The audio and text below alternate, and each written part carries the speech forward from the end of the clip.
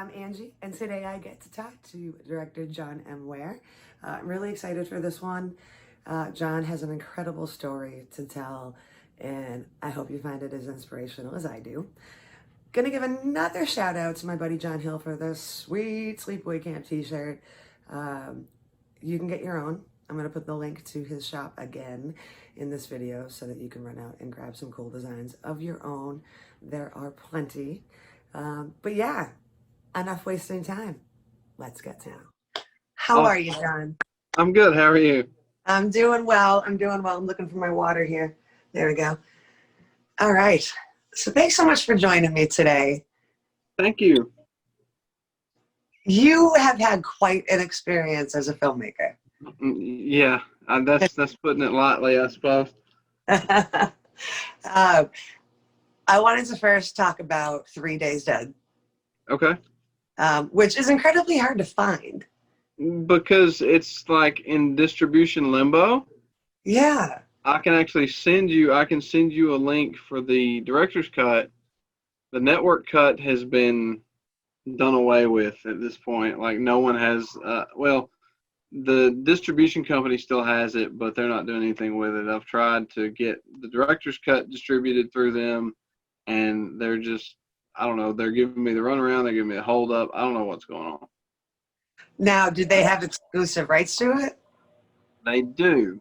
They have the domestic rights to it.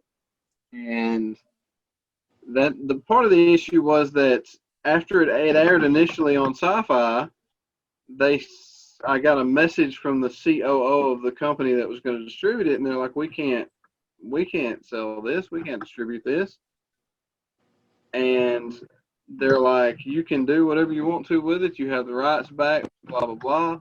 Well, that was a story that I had for 5 years up until it was time to turn it over to another distributor who wanted clean chain of title.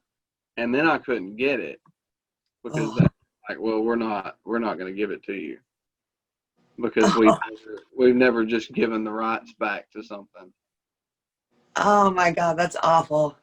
And so that's kind of where I'm at right now is that, I'm talking to them and they're like, well, we're trying to sell it to another distributor. And then I sent back another message that's, basically saying, well, since you own it, why can't you distribute it? And I never got anything back. So who knows? It sounds like we might need to start a big petition for that. Something. I don't know. I've tried, I've tried to get people to send messages. I've tried. I don't know. A petition would be great. I think we can get that started. I think there's a lot of people who would love to see that circulated again. That would be awesome, for real. Yeah. I mean, and talk about an effort in making a movie. I mean, you've pretty much done something that not a lot of people can claim. I mean, you amassed a whole bunch of people to take part in this to the point where Sci-Fi made a series about the making of the movie. Yeah. How did that feel? I mean, it felt like it was supposed to be the big break. It was supposed to be this wonderful thing that was going to give me all this publicity, and people were going to just be knocking on my door to direct their films or sending me scripts and all this stuff, and none of that happened. Oh. Timing, time slot, network, I don't know. There was a perfect storm of people not watching the show. Oh man. Yeah, I think back and I'm usually abreast of what Sci-Fi is putting out just by means of existing. And I don't remember a lot of promotion around it, which again, I live in a state where recreational weed is legal, so that might just be my brain. But yeah, I think it definitely needs to get out there more. Tell me all of the things that went on during the making of 3 Days Dead. It was quite a lot. Oh, well, if you were able to catch the show while it was still available, which the rights to it ended on October 7th. So the show was up for grabs if I could find a network to want to, I don't own the rights to it, but the production company that did it, I'm sure would be more than happy to distribute the show again. But if you catch the show, it was a reality like docu-series about the making of. So we recreated a lot of things for the show, and they decided to interject their own, their own drama, as if we didn't need their help. You know what I mean?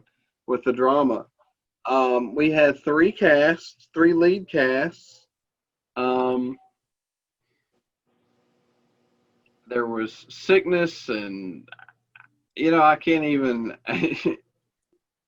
The story rivals that of The Room 110%, and I can't seem to get anybody to notice that, that gold mine that's there, because any day of the week I can go up against, Tommy Wiseau and talk about the trials and tribulations of doing an independent film on your own, except he had a lot more money than we did.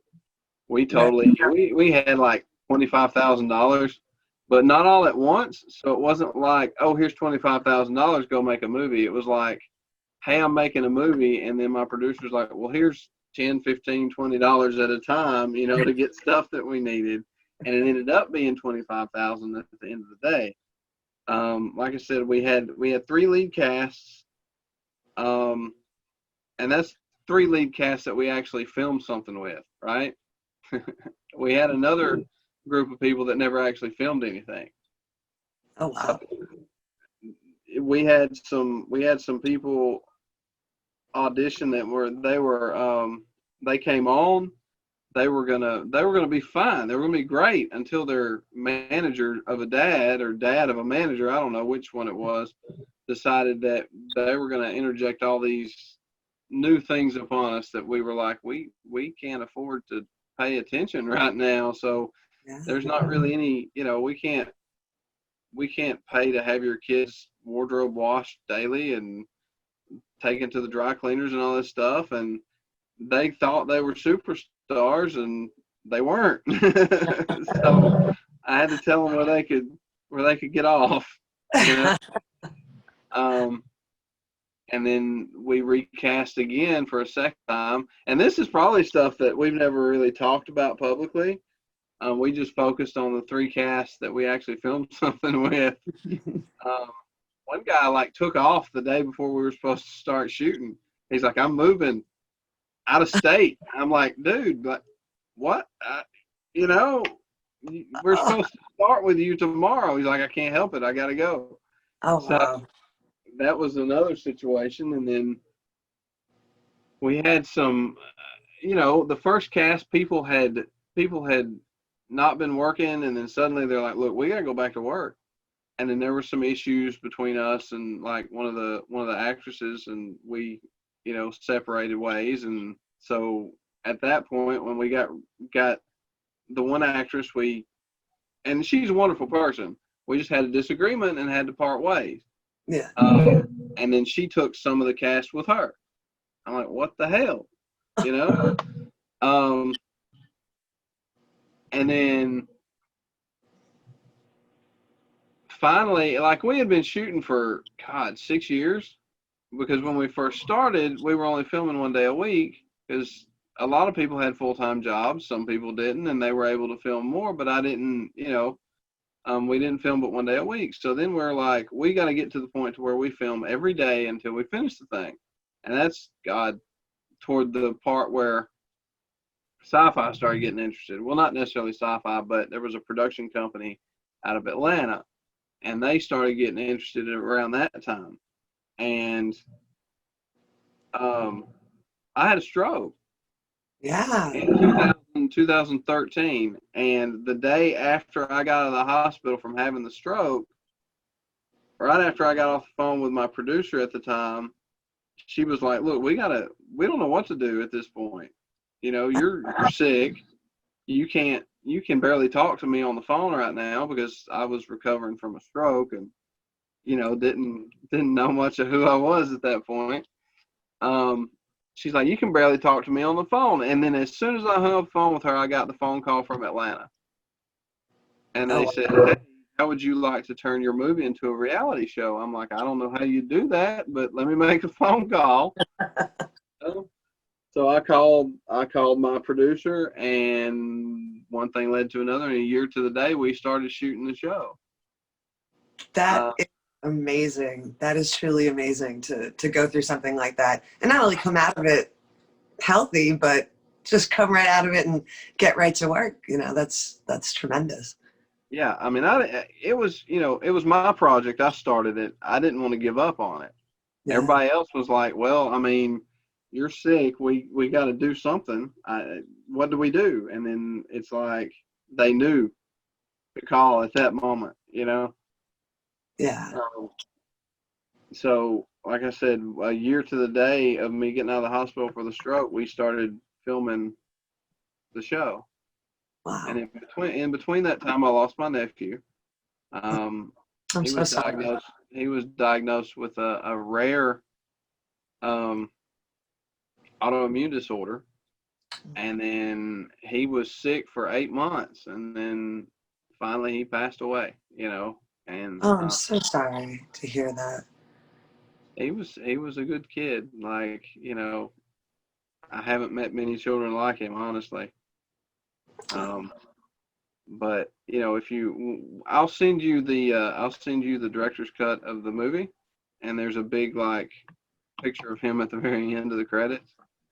Oh, So awesome. I told somebody I've been sharing the movie, like letting people watch it and do reviews and whatnot. And so I got the horror host treatment for Lily's Laboratory. I don't know. I'm sure you follow her on Twitter. So she did a show on it, and she didn't mention that part. And so I messaged her. I said, "This is the most important part of the entire film." And she's like, "Oh my God, I'm so sorry that I left that out." I was like, it's no big deal. I understand. But there's been a lot of support, on Twitter for the film, and people, like I said, I've sent the screener out to a few people, and then, and I'm assuming, and I could be wrong, I haven't got any cease and desist letters, so they either don't care, or they don't know to care. I don't know. So, I mean, I'm just sending it to anybody who wants to watch it. I can't make any money off of it, but I can give it away. Now, in terms of the series, have you thought about approaching Shudder or a service like that? Well, I've tried. Like I've said, hey, Shudder, the options for the show is up. You should pick it up and maybe do a second season, because I've got a script for a sequel ready to go. I've tweeted about it and tweeted about it and tweeted about it. The day that the rights went up, I was like, the option's over. It's available. Contact this, this, and this. And I haven't heard anything. Craig Engler, the guy who is the in charge of Shudder, he was actually at Sci-Fi at the time of the show. Oh, wow. Oops, sorry, my dog. No, it's fine. He was at Shudder. He was doing what was that? Z Nation. He was one of the co-creators of that. So he was at the network at the time. So I know he's had to have heard of it. Maybe he just doesn't like it. Maybe it's not his cup of tea. I don't know. I don't know. You see some of the things that go on Shudder, and it's right up his alley. Yeah, I would like to think. I just, like I said, I haven't been. I don't know, and they don't have to tell me that they're going to do it, because I don't own the rights to the show. It wasn't included in anything. The production company. It was True Entertainment at the time, and I think that they've been dissolved, and the parent company is Endemol. And Endemol Shine, I think, is the North American version of their company, but they have the rights to it. The option's up. Sci-Fi had the option for 6 years. Nothing happened. So, I would love to tune into Shudder one day and be like, oh my God, my show's on. I think we can all share that sentiment. So, and like I said, people don't know unless they see it. The work, the quality of work that I can do for very little. I basically took what I had unfinished and took what Sci-Fi had and put it together. And I mean, if nothing else, it's a cool drinking game. Every time my hair changes length or my clothes change or somebody's in a different wardrobe, I mean, you take a shot. You'll probably be trashed by the end of it pretty good. But and like Joe Bob Briggs says, it's either a Colorado state or a Texas state, depending on what you want to partake in. Now there is a copy floating around on YouTube that, I mean, it looks like someone literally held a camera to their television. So I can't wait to see the director's cut, because I'm like, I can't see as much of the greatness of this as I should be seeing. That copy is actually of the network cut of the film. So I may need to, and I think I have the network version in my Dropbox. I may be able to send you that too. I don't know. So you could watch the two and compare. And that's what I really would prefer people to do, is be able to take the original, which we'll call the original, which is the network cut, and the director's cut, which is the actual original and the way I intended it to be to begin with, and compare the two, because I honestly, and I could be wrong, I've been wrong a time or two in my life, but I think I polished a turd. I think you did. And so, that's what I'm hoping people can see, what I took and what I was able to turn it into, because they didn't care. They didn't care at the end of the day. They're like, they gave us this whole like, oh yeah, we're going to help you and we're going to make this awesome. And then when it came out, we were all just like, they didn't, I made suggestions and I thought that they had my best interests in mind, and when the movie aired, they clearly did not. Yeah. So now you're working on a sequel? I have a sequel written. It's been written for about 5 years. And I'm working on a prequel. So if I can get the sequel picked up, then the prequel is sure to be done as well. And I think it ties everything up into a nice little package. The sequel, I swear, it's not nothing. I've never seen anything like it, honestly, because it kind of takes the what was built in the first one and the zombie mythology, and kind of turns it on its head and turns into something else totally, completely different. It all revolves around them rushing, and it's current events too. So it all involves them rushing to put out a vaccine for the zombie virus, and then things go horribly wrong with the vaccine because they're rushing it, Right. So it could be a modern day tale of, what, be careful what you wish for, you might just get it. But It might not be exactly what you wished for in the beginning, That sounds great, and I hope that we get to see that come to fruition. I would love to be able to do it, and I could do it. Like I said, I'm not going to do it for $25,000. I can promise that. But I could do it for, a decent sum of money, and it would still be way under what a Hollywood budget would be. Right. So, right. I mean, I could, I can work magic with a little bit of money and the right crew, because that, as the crew was definitely the heart of the first one, and the cast that ended up on screen, definitely, you can tell, every review that I've gotten says that you can tell that these people, at least the characters, really genuinely care about each other. And it's because as a whole, as a cast, we genuinely cared about each other and we wanted to make this thing happen, and I feel like there's a lot of heart missing in movies, some movies today, but there's definitely heart in this one. It might be a dead, reanimated heart, but there's a heart in there somewhere. Yeah, I was thinking earlier today how people assume that if a movie's low budget, that it's terrible. And I hate that. I hate the mentality of that. Oh yeah.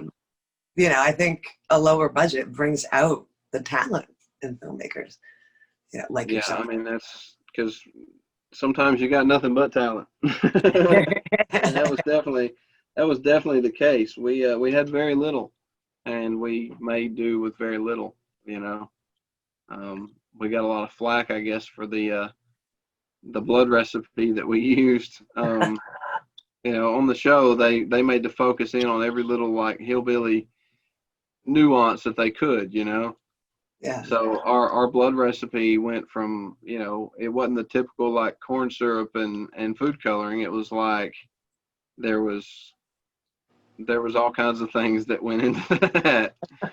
Some days it was thicker than other days, and some days you had to make sure the flies didn't get to it. That kind of sounds horrendous when I think about it. Yeah, it was pretty horrendous for some of the people involved because they had to be covered in the stuff. Yeah. And if you're able to watch the show at some point, if anybody ever picks it up or if you've seen it, you'll see like what really went into the. I mean, we're talking like ketchup and barbecue sauce and peas. So we took some something out of the playbook of The Exorcist, you know. So Hey, you know what? A true classic never goes out of style. yeah, yeah.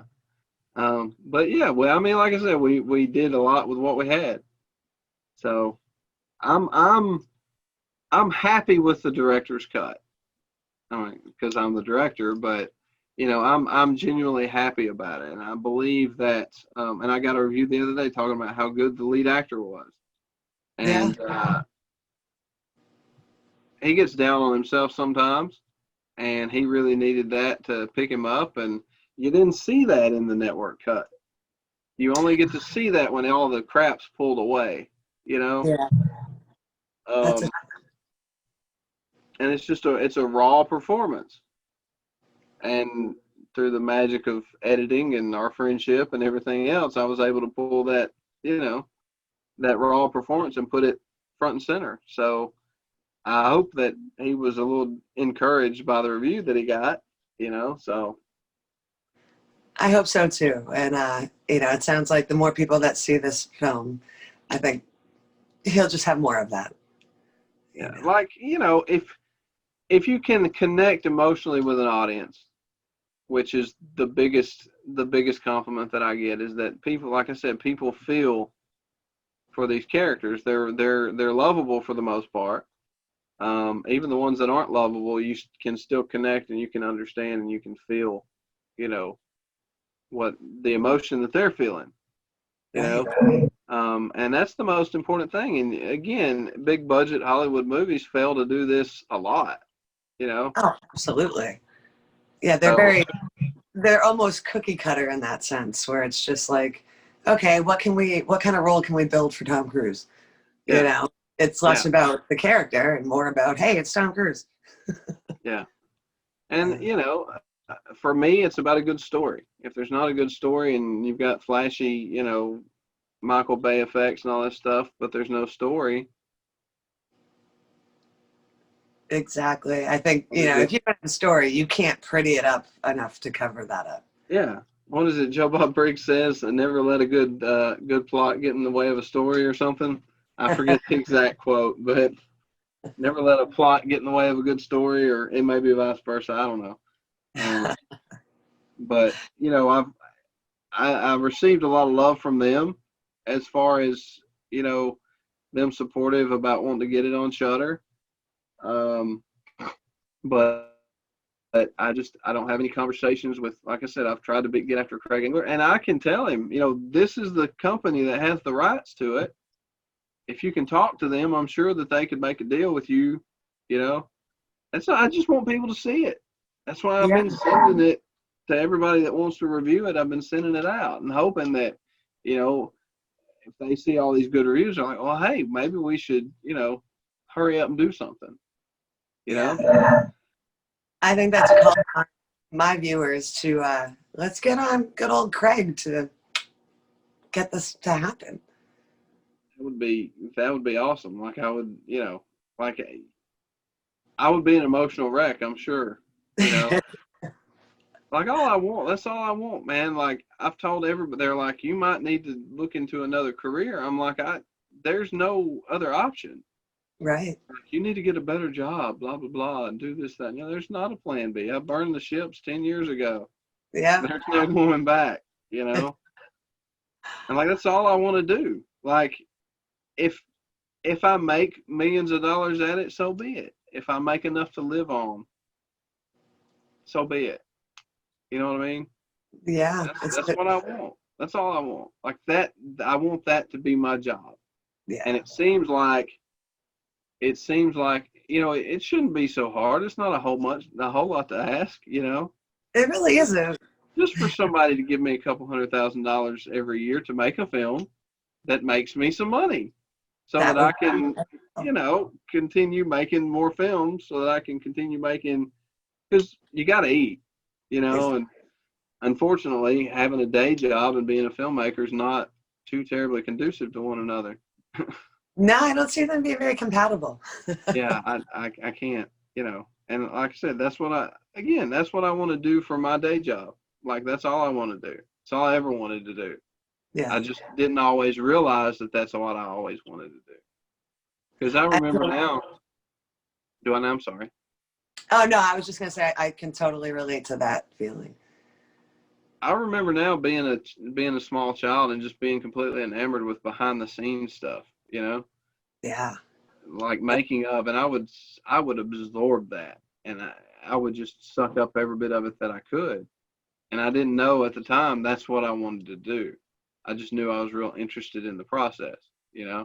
And it took me till I was my third year of college to figure out this is where I need to be, Yeah, some people it's taken even longer than that.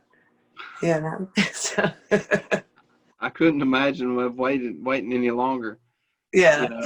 And it was I'd taken a class.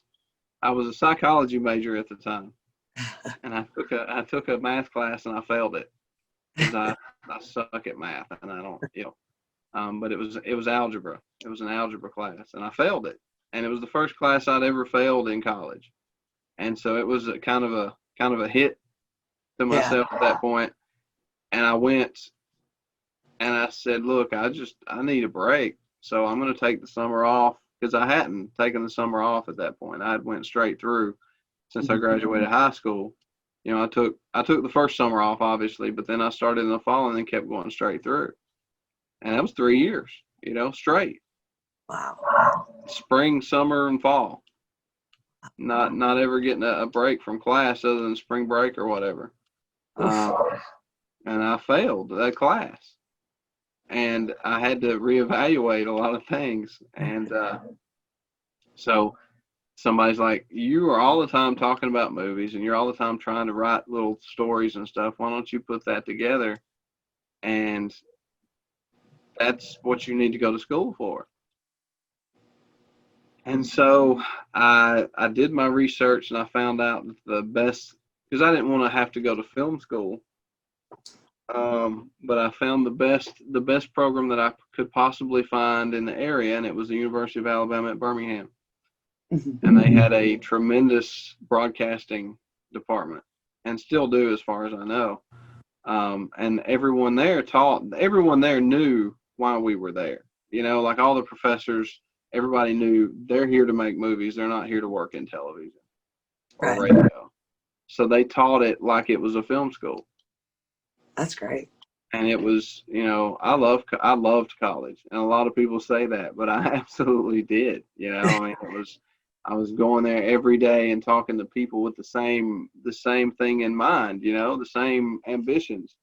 While they didn't necessarily want to make like horror movies, I did. So, but it was still like, we all knew the same things. We all studied the same films. We all had the same films in mind that we really loved. Some of them, like I said, didn't want to make horror movies. I always have. you know. Yeah, it's good to be with those like minds. Yeah. Yeah. And now it's like it's weird. Like I go to work every day and I talk to the people every day, and there's very few that know some of the movies that I know. And a friend of mine at work recently, I'm like, you have to get Shudder and you have to watch this, this, this, this, and this. And she's like, okay. So you're welcome for that one, Craig Engler. I mean, it's just one, but I'm the same way though. Most people I know outside of like the horror community on Twitter, I usually preface something with, "You're not going to know this movie, but you should." Yeah. I do that a lot too. And then sometimes I'm talking about something that I think is mainstream, and they're like, "What are you talking about? We have no idea. We've never even heard of this. We don't even know the like." Because sometimes when you tell somebody about a movie, they're like, "Oh, that sounds familiar." Sometimes they're just like, "What? No, when did this come out?" When I worked in comedy journalism, my father always had the best answer to anytime I would get excited and be like, "Dad, guess who I get to interview?" He's like, "That comedian." Because he would never know who I was talking about. Yeah. So I feel that on a daily basis when I'm talking about things that I need people to watch. Definitely. So other than the sequel, what do you got going on? I have a crime drama written. I veered away from my horror roots, and I wrote a crime drama. It's loosely based on my small town of Jasper, Alabama. Nice. If you don't know much about Jasper, Michael Rooker is from here. Tallulah Bankhead is from here. Fannie Flagg is very close. And George Lindsay, obviously from Andy Griffith, he's from here. He's buried here. His grave's like 5 minutes from my house. I'm trying to think who else. There's lots of famous people from Jasper. Not one of them apparently. So we'll fix that. I hope so. I hope somebody can fix that. Hell yeah. Yeah. And I don't sound like it, but my mom is from Mississippi. Oh wow, okay. Yeah. So fellow Southerner. My father's Italian, so I mean that kind of negates most of the Southern in me. What can you do? My girlfriend's Italian, so maybe that's something. There you go. It's a good combination. It works out well. But I just want people to see it. That's the biggest thing is I want people to see it because it's like it's my resume. Yeah. It is my resume at this point because I did everything on the.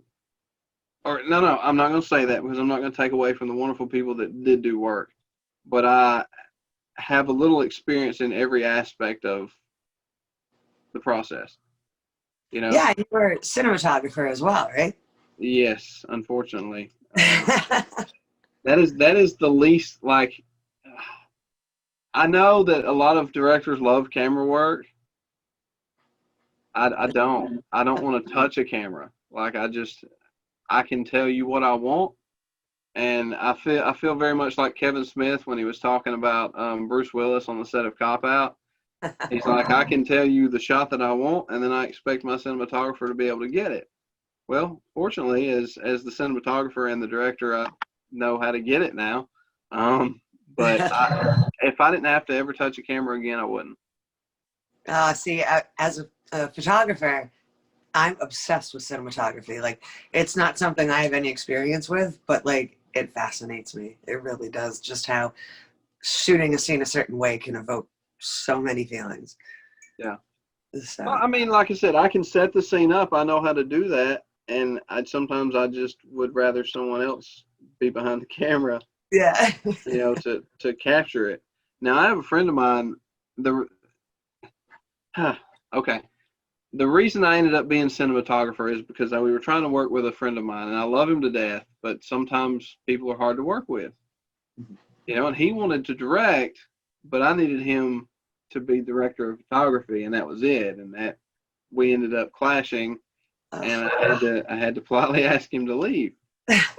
Well, now again, like I said, I love him to death. We're still friends to this day, and I worked with him a couple weeks ago on something that we were doing, and I was fascinated at all the lingo that he was spitting out. You know, all the technical stuff that only camera people are gonna know.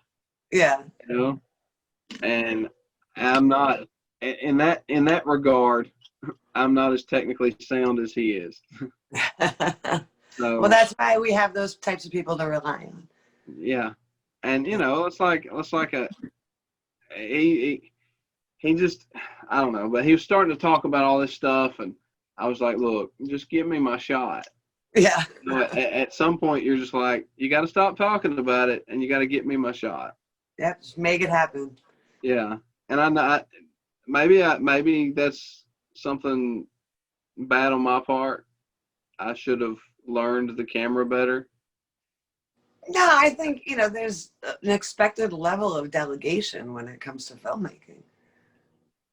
Well, you know, when you have $25,000, there's not a whole lot of that either. So the more money there is, the more delegation there is. Right, right. Yeah. Well, listen, thank you so much, John, for talking to me tonight. It was an absolute pleasure. And I wish you good luck. I'm telling you, I'm not kidding about the petitions. We're going to get this going. We're Oh, going to give the awesome. people what they want. I hope that a lot of people want it. And I they know, do. I know They do. the horror family on Twitter, they're really supportive. So they Yeah. all want to see it. I've got, there's an active Facebook page for the movie that's still there.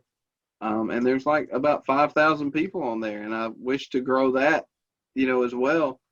Because every time I talk to somebody on Twitter about it, I'm like, go check out the Facebook page too. Because, you know, the more people are there, it's a solid number, you know, that Right. they can look at and go, well, we can sell at least 5,000 copies, at Exactly. least, you know.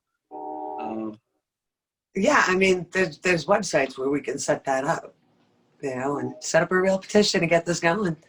yeah. Yeah, Any help that I could get with that would be greatly appreciated as well, you know. absolutely. We are here to rally around you I appreciate it. Thank you so much. Now, like anytime. I said, I'll send you a link to the director's cut so you can watch it, and then you can give a review. Wonderful. Thank you so much. I'm really looking forward to that. Thank you so much. Awesome. Well, you have a great night, John. And again, thanks for talking to me. Thank you for having me on.